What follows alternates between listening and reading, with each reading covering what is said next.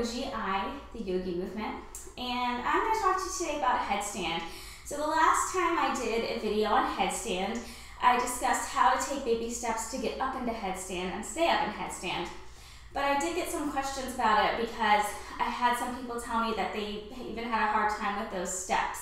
So I want to talk about building strength to get into headstand, because if you don't have the baby steps to get up into it, then you're working on strength. Or you could be possibly working on the fear of getting up and not worrying about falling over. So that's a whole separate video, but let's work on strength today. So I wanted to let you know there are a few things you can do in your practice to help build strength to headstand. If you just have some patience, you'll get there. So the first thing I want to talk about is sun salutations. So working with headstand, you're really using the arms and the shoulders and the upper back here.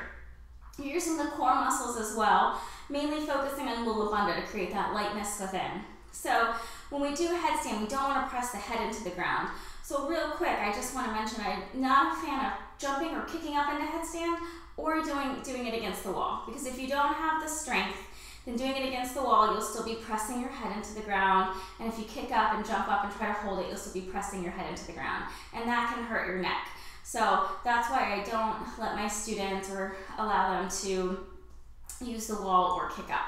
But what we can do is work on building strength in the areas that, like the shoulders and the back and the core muscles, so that we can finally get up into headstand. So in the practice, we work on, start with sun salutations. And sun salutations, you're building strength in like everywhere, in the shoulders and the back and the core muscles. So I'm sure you've seen people float back and forth in the sun salutations. And if you're not doing that or working on that, then you're doing yourself a disservice, because you're not really working on building the strength in those areas. So that's the first place that you want to work. Once you can kind of get that feeling of floating, you're kind of doing an arm balance right there, and then the fear or the fear will kind of dissipate a little bit in headstand, but the strength and the confidence will build. So let's just look at that real quick. So when I come down, I'm not going to do a full sun salutation. We come down, we exhale, fold forward, inhale, look forward, and now we're going to float back. And you don't necessarily even have to do an extreme float where you're holding it. You're just working on it. So you're pressing and really grounding and rooting the hands. And then we're going to pull in the lower belly, so pulling in mula bandha. We're going to kind of jump here, float up, and then float back. And then inhale, up dog, exhale, down dog, and then we're going to float forward after our 5 breaths. Really, we're just jumping quietly, right? Inhale, look forward, and then you're finished once you come back up. So really, you're just jumping quietly in your sun salutation, and you're really working on, you're really pressing strong into the hands and working on straightening the arms, so straightening the elbow, and pushing through the shoulders and the back.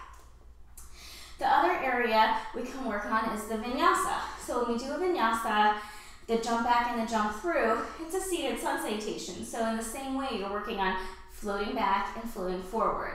And even though they call it a jump back, it's really a float back. So to do the vinyasa, you're going to cross the ankles and pull the legs in, press the hands down, and in the very same way, you're rooting the hands.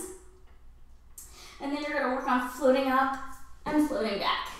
And then the same way when you come into up dog and down dog, and then you're going to press the hands into the ground and try to float forward, which is one area that I have a little bit of trouble on.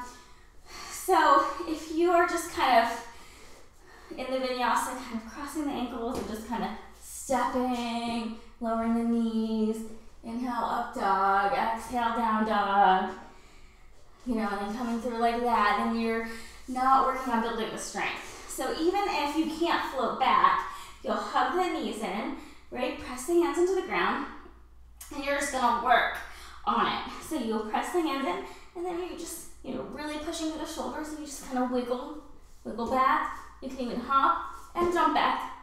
And so you can work on it like that, and you're building then the strength there.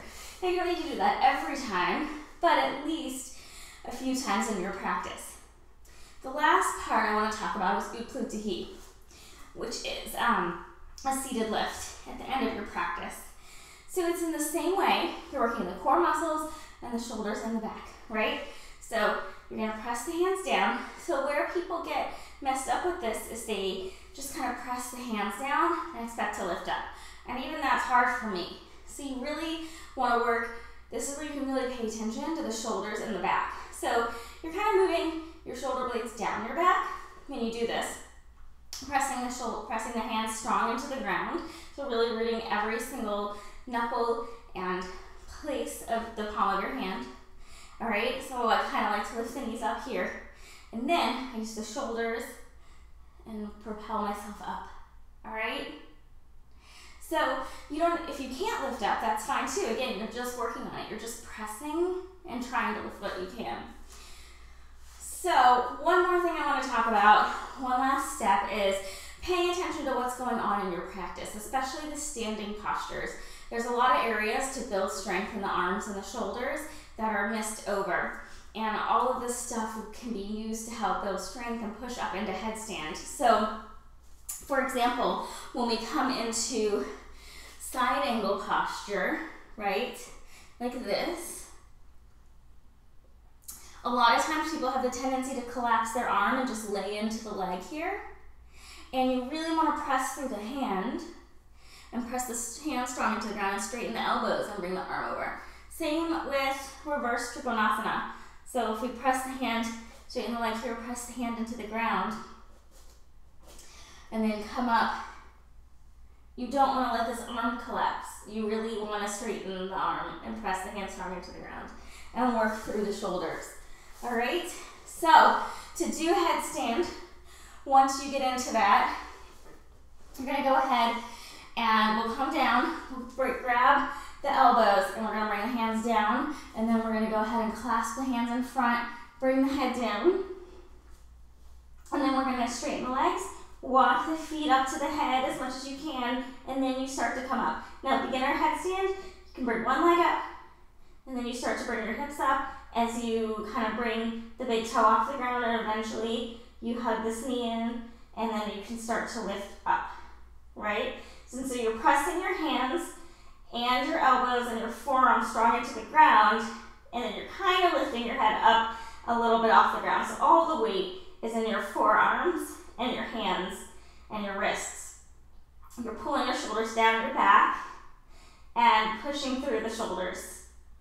All right, and then after every headstand, you come down and you take child's pose for at least 10 breaths, letting the blood recirculate and just bringing the awareness back. So, I hope that helped you with some ideas on how to build strength in headstand. There's no tricks, it's just patience and practice, daily practice, and trying over and over again, and I know you can do it. So if you liked this, if this helped you, please share on social media, share my blog and my video with anybody that you think would help, or that you think this would help with, and come visit me on my blog. So theyogimovement.com, you can go to the little contact page and contact me and ask me any questions, and I'll make a video for it or a blog for it. Thank you so much. Namaste.